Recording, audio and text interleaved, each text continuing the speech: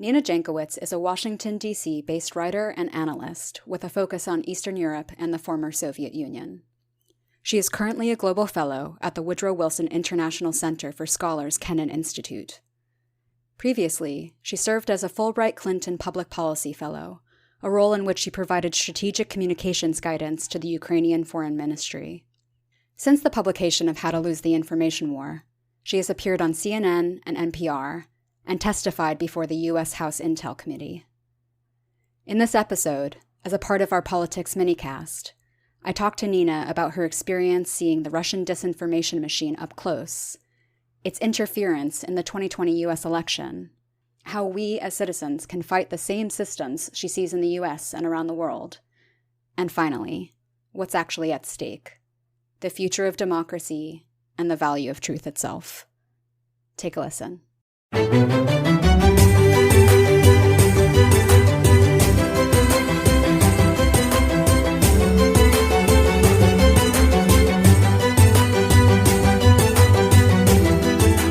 You're listening to the Bloomsbury Academic Podcast. I'm your host, Rebecca Morosky, and today I'm speaking with Nina Jankowicz, the author of How to Lose the Information War.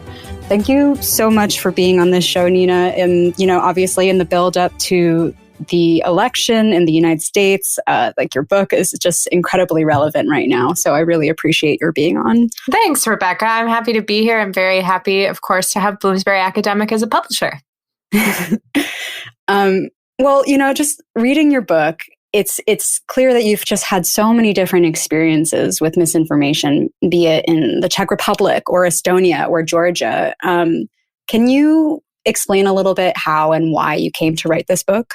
Sure. So I'll try to give you the more of the Cliff Notes version because the real saga is quite long and kind of lifelong in some ways. So my family is Polish and Ukrainian. I kind of grew up with an interest in that part of the world, probably before most kids could even find those places on a map.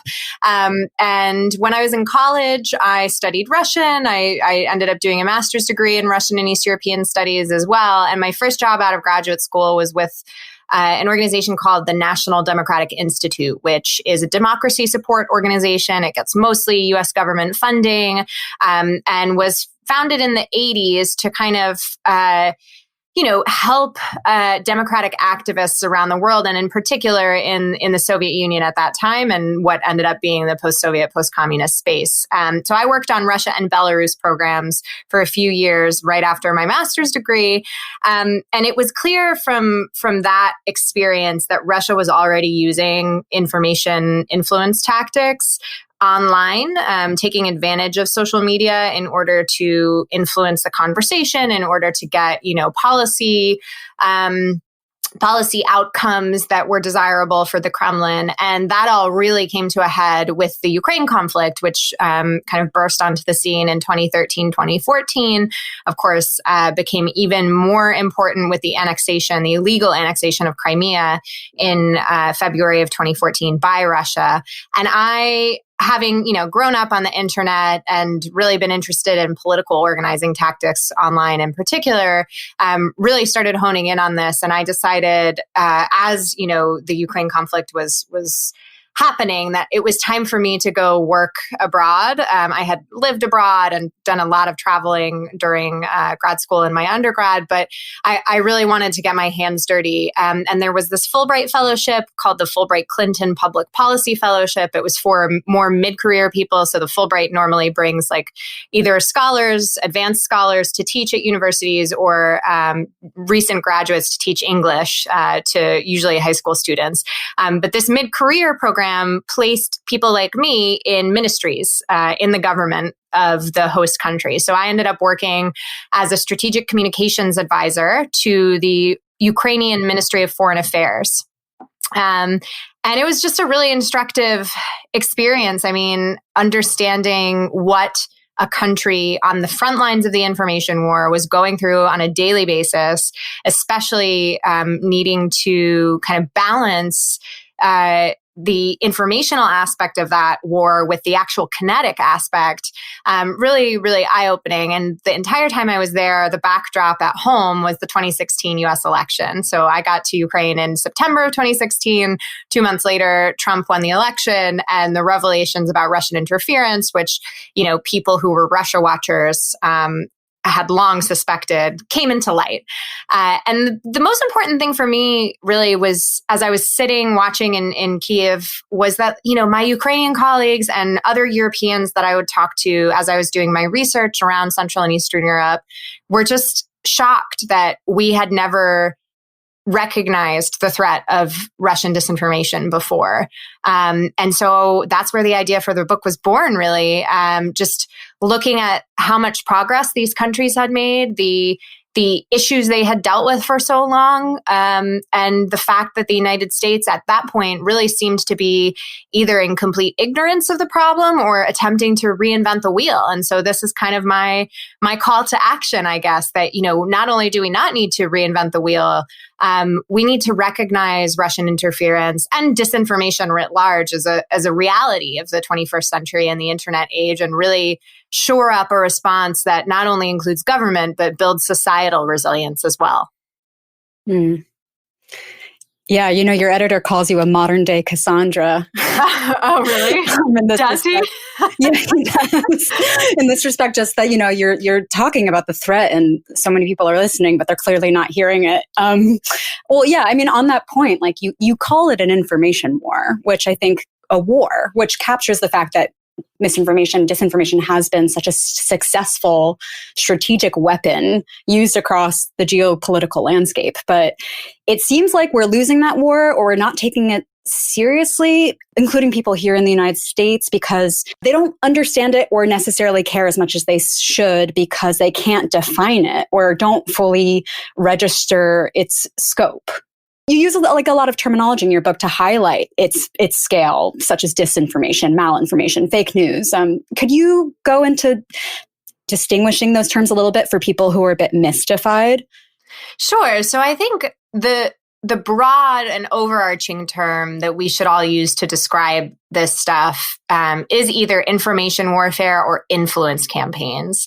I tend to actually use, I think, although we'd have to do a Control F to figure that out for sure. I think I use influence campaigns more in the book because I do talk about things like malign monetary influence, money laundering, that sort of stuff, influence through cultural organizations, which is informational in its own right. But of course, because of the internet era, trolls and bots and that stuff is a lot more exciting to most people. And frankly, it's more familiar and more understandable to them. I think there's a misconception that disinformation is, it's about a bunch of dank memes, or it's stuff that's just like, totally cut and dry fake.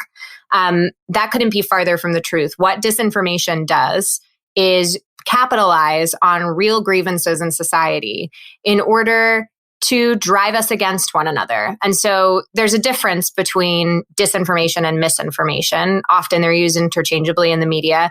Disinformation has malign intent behind it. It is either false or misleading information shared with malign intent. And with the Kremlin in mind, their goal is, again, to drive discord in the American system and decrease our faith in our democratic processes. Misinformation, on the other hand, does not have that malign intent. That's just, your aunt or uncle at the Thanksgiving dinner table, or, everybody's got that crazy relative, right? Whether it's Thanksgiving or just sharing stuff on Facebook, who thinks that, they mean well, but they perhaps err on a little bit on the conspiratorial side. That's the key difference there. Fake news, it's interesting to talk about that one, because as I said, most disinformation is grounded in a kernel of truth. And though the term fake news is in the subtitle of my book, I did have a little bit of a discussion with the folks at Bloomsbury about whether I wanted that or not, because I personally try to avoid using the term because I think it's misleading. And especially in the context that we're in today, where political leaders, whether it's President Trump or Duterte in the Philippines, Orban in Hungary, Bolsonaro in Brazil, all of them have used the term fake news in order to denigrate information that undermines their legitimacy or is critical of them, information that's inconvenient to their political reality. And so the term has kind of lost meaning. We've just seen, in fact, this week as we're recording the podcast, the news about President Trump's tax returns come out, and President Trump called those fake news, just as a very visceral example of how that happens. So I try not to use that term, but I think it is a signpost for people because it's become slang for, this greater phenomenon that we're seeing. And then we have stuff like malinformation, which you mentioned. That's sort of the hack and leak structure that we saw used in 2016, where Russia and Russia-aligned groups and individuals hacked the Democratic National Committee and released emails related to that to kind of, overtake the news cycle and again denigrate Secretary Clinton and her campaign. We also saw the same thing in the French election in 2017, excuse me. And they were able to fight it because they were kind of proactively expecting it, and they seeded some fake emails among the real documents and knew to release a statement very quickly before they could take hold. So the French learned their lessons there. And then we have propaganda, of course, which is a term that many people probably remember from the Soviet era.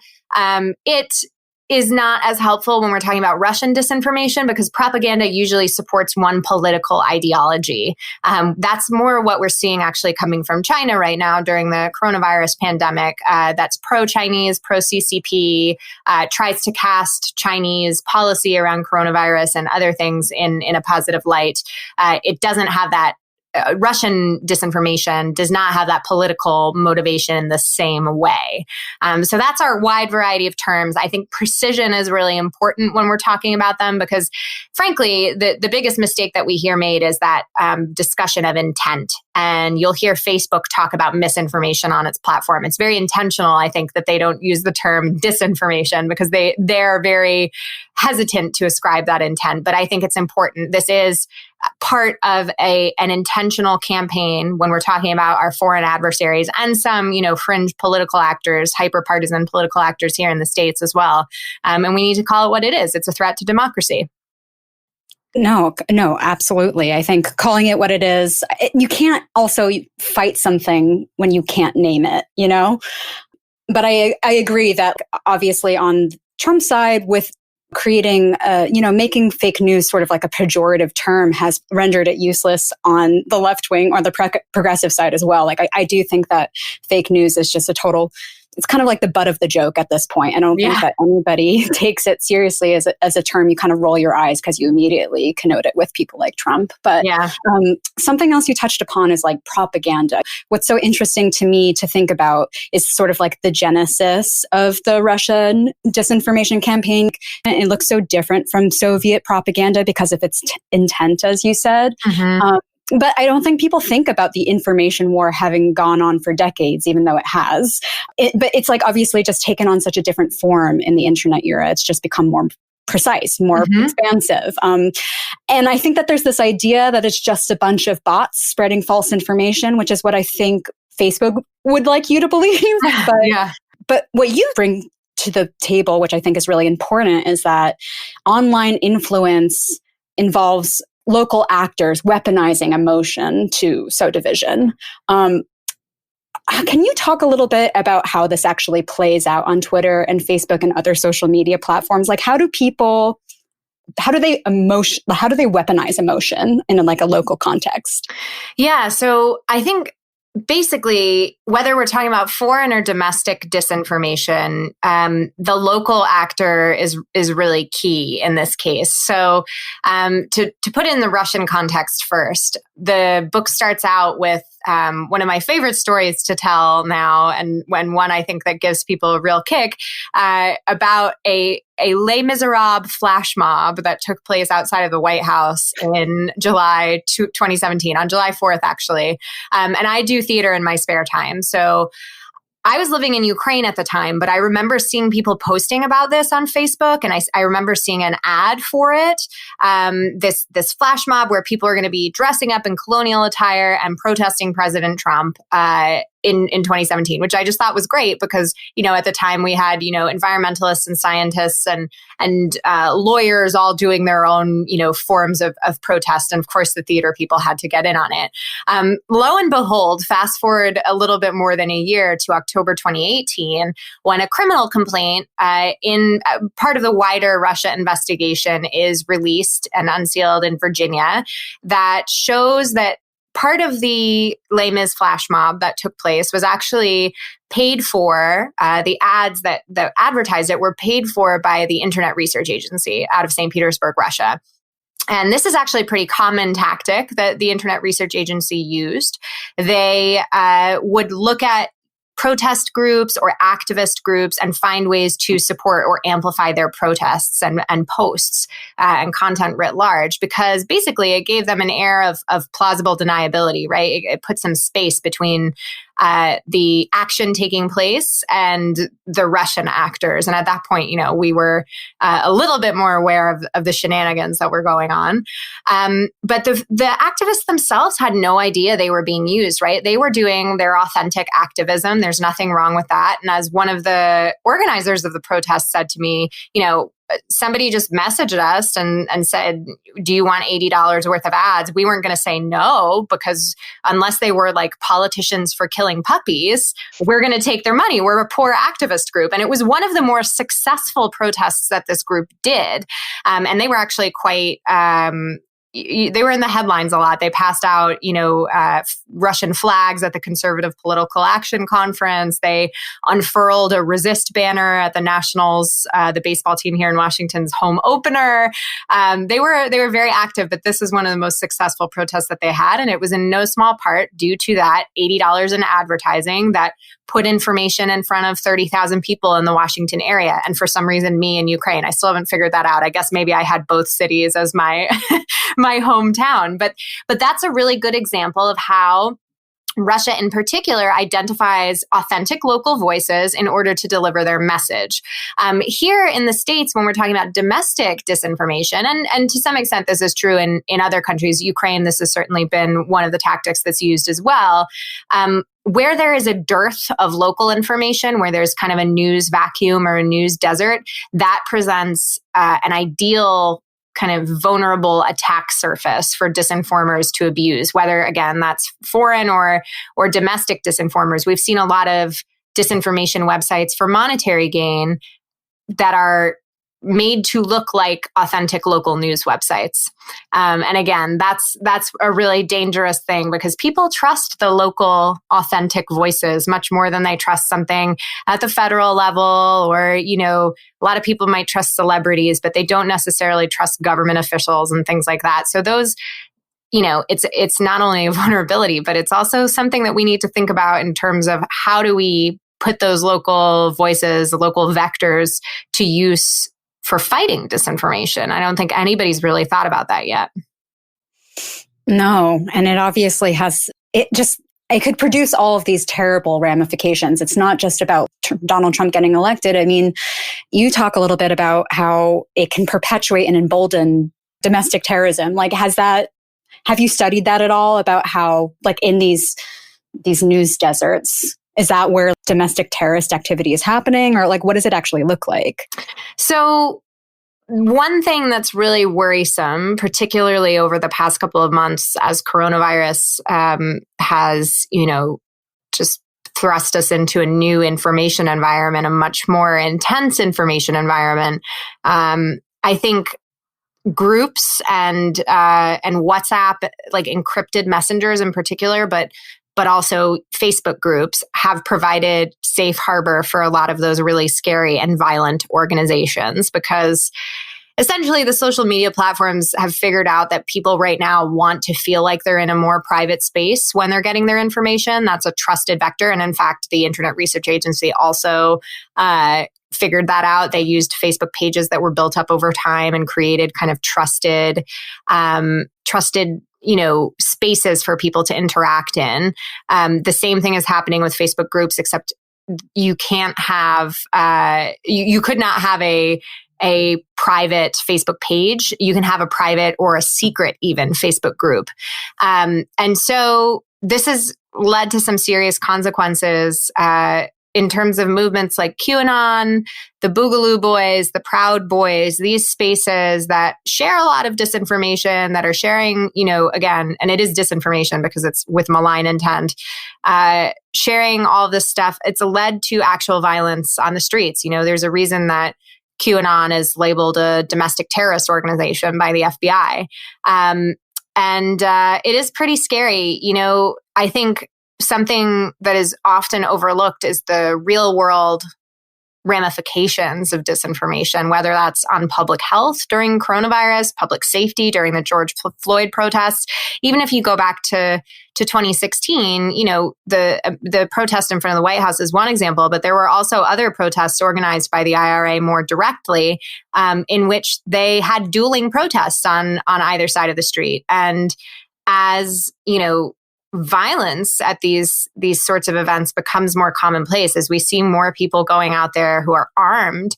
It's certainly a powder keg sort of situation. And, whether it's Russia who is kind of amplifying these fissures and feelings, or whether it's a domestic actor, we have to understand that the infrastructure of social media is created to enrage us or to capitalize on our enragement. Enraging content is the most engaging content.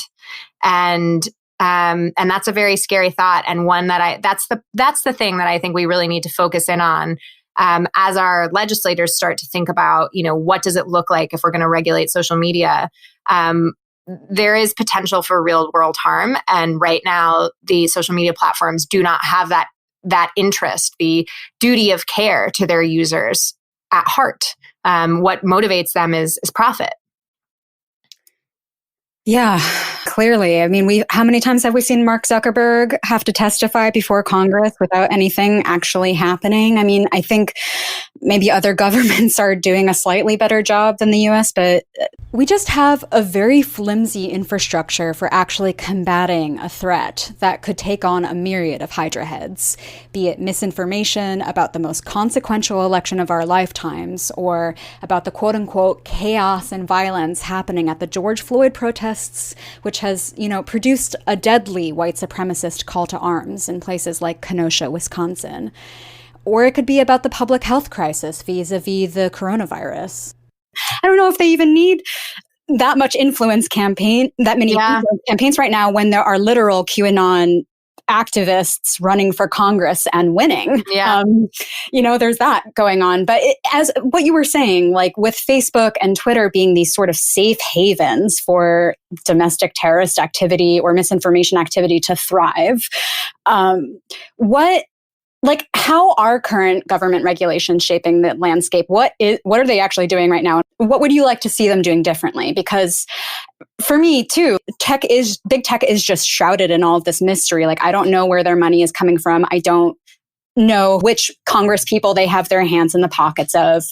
Can you expound a little bit upon the major players who are determining the state's relationship with tech? Like, what exactly are their vested interests? I mean, obviously profit, but what is the hold here? Is there something that the government could be doing that it's not doing? Yeah, I mean, I think the hold, unfortunately, is the politicization of this issue. And that came through a ton in my research. And it's not something that I really expected to be the main thrust of the book, but given the context and the developments as I did the research, it totally is. And it's that, you can have a clear-eyed view that Russian or Chinese disinformation is a threat. But if you yourself are using disinformation, or you're turning a blind eye to the use of domestic disinformation, you cannot fight it in totality. There's an incongruence there that just means that it's going to continue and that those loopholes are going to be exploited. So as an example, one of the easiest things and lowest hanging fruit that we could address ahead of the 2020 election, and it's not going to happen at this point, but it's something that we could have done as early as 2017, is close the loopholes on transparency around online political advertising. The Honest Ads Act is basically it's a bipartisan piece of legislation sponsored by Senators Amy Klobuchar, Mark Warner, and originally was sponsored by John McCain. After he passed away, Lindsey Graham, of all people, took over his spot on the co-sponsored. No, I'm not. It has bipartisan support. And all it does is put the same amount of transparency that we have on TV, radio, and print ads onto online advertising. It's incredibly important, not only so that we understand if foreign entities are, advertising to us during electoral periods, which of course they're expressly not allowed to do, but to just give people more information about what the content they are looking at, what its provenance is, where it came from, why they're being targeted. And we don't even have that basic disclosure. Some of the platforms are enforcing their own kind of version of honest ads. Facebook has its ad library, but there are, unfortunately, the product isn't perfect. When I was in Ukraine in 2019, there were a ton of loopholes in the ad library. It was missing ads a lot of the time. I'm sure it's improved in the past year, but it's still an imperfect product, and there is no consequence if Facebook gets it wrong right now, or any other platform. I'm not just picking on Facebook. Twitter, of course, has turned off all political advertising ahead of the election, which some people say is a cop-out. Google is turning off ads after voting closes on November 3rd because they're afraid of, what misinformation might come as the election is certified. So the ads are clearly a problem, but it's also not something that it should be a partisan issue, and yet we have not been able to get that through Congress. This bill has been sitting in what congressional staffers refer to me as in the election security graveyard, because there's just a bunch of bills that also deal with things like making sure our election infrastructure is safe from cyber attacks, stuff like that, that are just sitting in Congress because it's too much of a partisan issue, unfortunately. And that's the main obstacle to us getting any sort of tech regulation on the books. The other obstacle is that this is a really difficult issue, unsurprisingly, especially in America, where we have this, very understandable and well-placed reverence for the First Amendment and free speech. Without quashing legitimate speech, it is really difficult to have any sort of regulation around disinformation. And there are, without getting too detailed here, there are a lot of legal frameworks for these sorts of bills that have come from the UN and other organizations.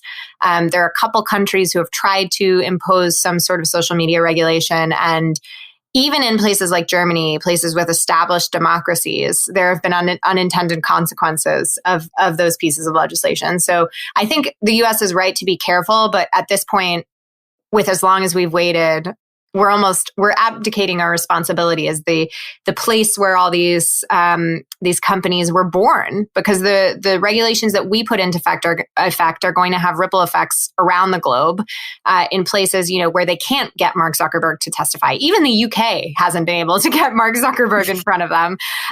So it's important that we get this right, and understand that disinformation is not a partisan issue. Just because it benefits one party today doesn't mean that might not flip around tomorrow. Just because Russia is the most prevalent threat today doesn't mean that, tomorrow it won't be China, Iran, or who knows who else.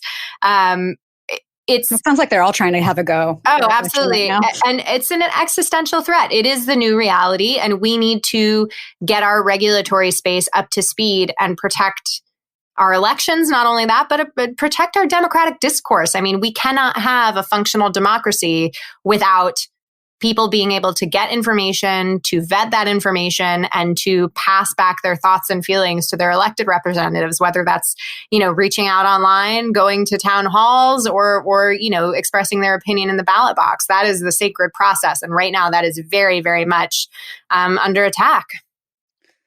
No, I mean, God, no kidding. I wake up with those thoughts every single day. But I think that part of the problem is the way that we're even framing companies like Facebook or Twitter. We see them as these social media platforms, but what they really are media companies. And when we think about, the First Amendment, and you're right, like we obviously should be we should treat the First Amendment with the reverence that it deserves. However, I think that what's always missing from the First Amendment conversation is sort of the responsibilities that you hold when you have the right to freedom of speech.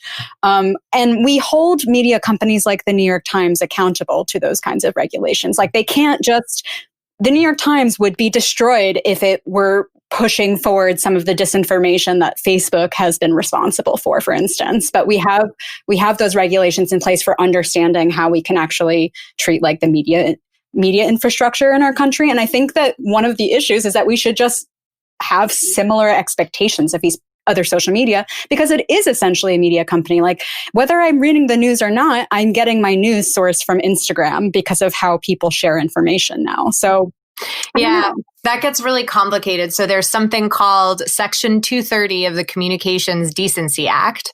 And what this does, basically, there's an entire book on this, by the way, that is really good. It is called The 26 Words That Created the Internet. And it tracks how, all of these landmark speech cases ended up in giving the internet companies, and we're talking like CompuServe in the 1990s, intermediary liability. So they are not responsible for the content that users post because as long as they did not know that it existed or was manifestly illegal ahead of time. And basically the undue burden that this would put on companies to need to look through every piece of content, particularly those companies that have such a huge scale like Facebook, it would send them under. And I'm sure there are some listeners right now who are like, yeah, send them under. But there are, positive implications for the way that Facebook and other social media have affected democracy. I mean, when I used to work at NDI, what I was talking about at the beginning of the episode, online organizing was one of the main ways that people in authoritarian states could reach potential constituents and could get activism done. Of course, things have gotten out of control now, and we need to pull back. But I don't know that removing the intermediary liability is going to change that very much. I think instead, what could happen, and in fact, we've seen this in some other countries that have introduced pretty strict counter disinformation, anti-fake news laws, is that there's a chilling effect on speech because either platforms are over removing content and kind of removing content that doesn't go against either their terms of service or the local law, or people start to self-censor because they don't want to get their content removed or they don't want to incur a fine. If they're in a country that has, fines for fake news and such. So it's a very delicate balance. And instead, I think the answer lies in some combination of clearly punishing the bad actors, whether foreign or domestic. Again, these kind of massive disinformation hubs for spreading and amplifying this content inauthentically. So that's number one. We also need to have some red lines in the international space for, adversaries that are doing this. We need to have some oversight and transparency around what the platforms are doing, because right now we don't have anything related to that. And that's really important because they're taking down speech right now that should be left up. They are definitely privileging some voices over others. And that's a very scary scenario. But we also need to make sure that people are equipped with the tools they need to navigate this information environment, whether that is building up media literacy and digital literacy, which is something that my book strongly suggests based on the case studies that I go through in there. In particular, places like Estonia and Ukraine have realized that they need to build up those resilient societies. But that also means we need to give them the infrastructure necessary for that. So I actually really like what Twitter's been doing ahead of this election. I think, they were very slow off the starting block, but they're starting to figure it out now, which is by creating friction and adding context to things that are false or misleading, we can sway the conversation. We can slow down the spread of false information.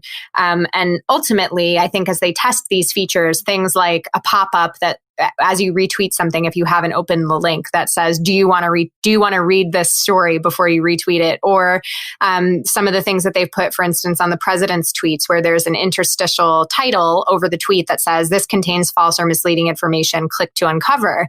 That gives people the context that they need ahead of time, rather than just like, a subtitle somewhere that says this contains false or misleading information that people can very easily ignore. I think that is the way forward. And that does require some content moderation and content review, but it's ultimately not censoring speech either, which I think is something that many, many Americans are worried about. So it's complicated. But that being said, if you think about the tobacco industry, or even, Zeynep Tufekci, who works at the University of North Carolina and wrote the book Twitter and Tear Gas, she often talks about the internet as the early era of regulation of cars, and how we didn't have seatbelts or windscreens or any of the basic safety features, airbags. We didn't have rules on the road, driving laws, all this stuff. We're still that early on in the internet era. It's only been around for 30 years, right? So we need to set those rules of the road so that there isn't more offline harm done from what's going on online. Mm. Do you think that that's a beast that can be contained, though? Do you think? But because sometimes I feel like the internet we've just created a monster that we can't even control at this point. I think we have to try. Otherwise, it will be totally out of control. I mean, I think we're getting there already with the micro-targeting that exists. It's pretty scary stuff. And we need to make sure that we're protecting consumers, again, that we're giving them the tools they need to make decisions that are based in fact. I was just doing an event recently with a infectious disease specialist and virologist who said that he thinks at least 80,000 people have died because of dis and misinformation surrounding coronavirus, and like not wearing masks, and the efficacy of certain treatments and things like that, or the seriousness of the disease. And that's really scary. So breaking too. Yeah. I mean, I think we need to try, and it's going to be kind of touch and go, but there's, again, not just in the resilience building, not just in the counter foreign adversary space, but in the legislative space, there are a couple countries who have tried, and I wouldn't say they've failed, but we've seen some lessons learned from their early nascent, attempts at legislating against disinformation that we can certainly learn from. And we've never shrunken from a challenge before here in the United States. So I think we need to just understand that this is a bipartisan issue, or a nonpartisan issue, even better, and something that we need Congress to step in order to protect, again, the very thing we hold dear in this country, which is our democratic process. Hmm. Are there, you bring up a lot of examples in the books, sort of cross-cultural examples. And I know that it doesn't seem like any place is kind of doing it perfectly, but is there a country or a state where we should model ourselves on in terms of confronting these issues, in terms of taking the information war as seriously as we should? I don't think there is one perfect example. I always bring up Estonia, because they're just a frankly fascinating place. 1.3 million people. I look at the events in 2007 where Russia used disinformation in order to instigate riots between the ethnic Russian and ethnic Estonian population as one of the earliest indications of the modern information war that we're in. What Estonia realized is that it's not just about kind of cyber defenses. It's not just about kinetically pushing back against Russia, building up their army, all that sort of thing. It's also about building resilience. And so they invested in education. They invested in Russian language media.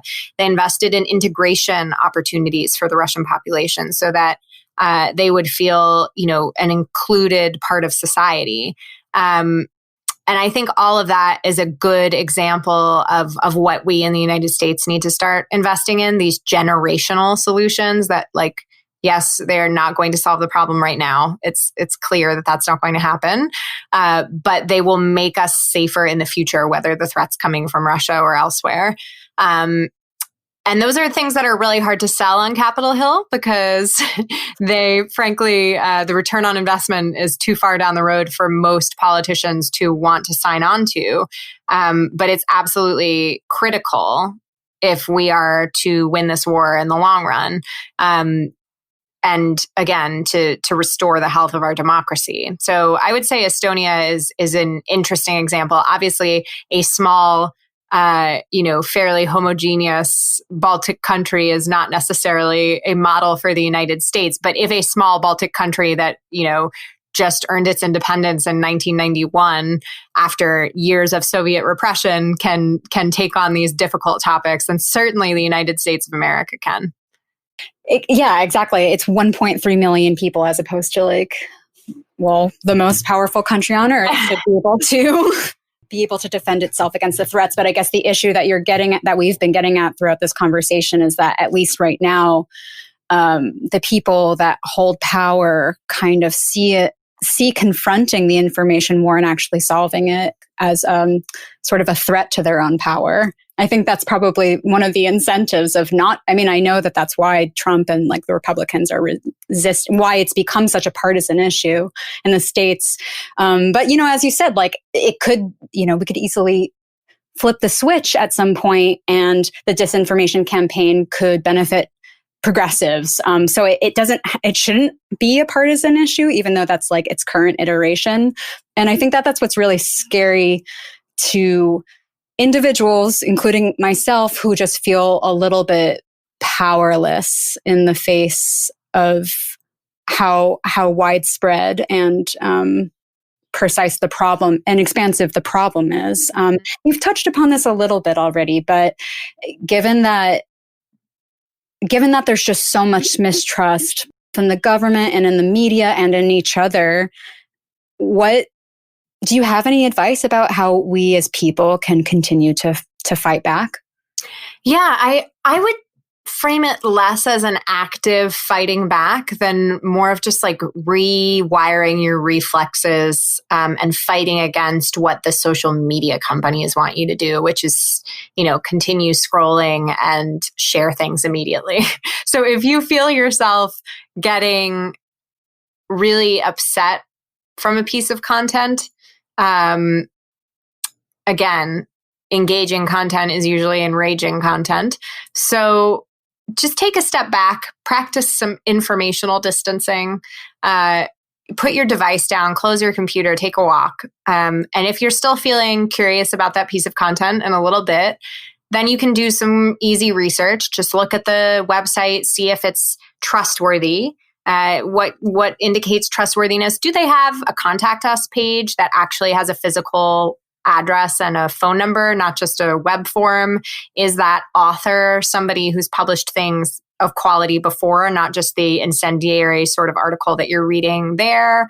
That sort of thing is really important. Looking across websites, so taking a piece of the text, dropping it into Google, and seeing if any other direct hits come up for that text, because often that's a good indication of monetary kind of goal disinformation. So people who are just click farming it.